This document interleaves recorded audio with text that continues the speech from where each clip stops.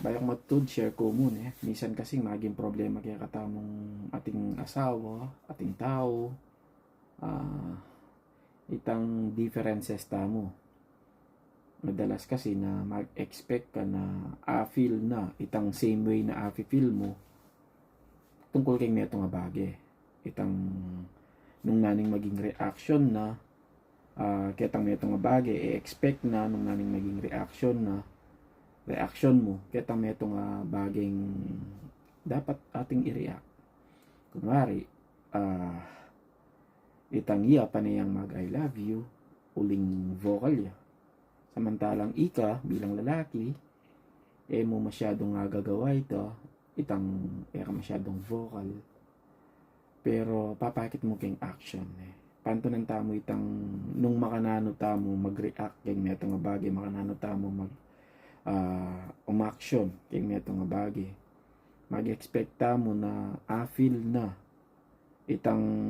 feel tamo itang same way na feel tamo dapat makanita mo rin kaya itang burita mo dapat burina mo naman nya mikakakay mikakapate minsan kasi eta naman pareho aliwaya point of view ing neto nga babae at ing lalaki kalupa namo king pamamunta king mall ing lalaki madalas nung nanoy salwana timo sali aking hardware sali ang martilyo, pako, sinaliya ka rin kaya ba't siguro manganya or maglaway ang mga pilan mong kaya muli while ing babae sali ang malan pero pa mong karakaladalanan naliwa dakala aliwa tamo pamanisip aliwa tamo activity ting babae kasi mas more on kaya la rin multitask ikatamong lalaki talagang pag focus tayo neto nga bagay focus tamo balo ka rin ngaliwa pero kung makanyan kung po rin kakilala kung makanyan la may nga na kung makanyan la focus lang mo ka rin pero yung babae na kakalgagana kayong utak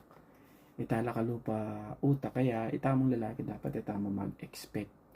na mag-react la the same way na mag-react tamo kunwari ila mas kaila mas masiglala pero naman solid ba yolenting kalupa tamo tahimik tamo kay ba't potang kempate tabing tam tutumbok tabing tamong dengaliwa sasaksak la pa mamaril la pa ila medyo masiglala pero atin mo rin naman babaeng violenti pero ali kay itang pinaka common nga manon ko ita mo share ko mo at thank you.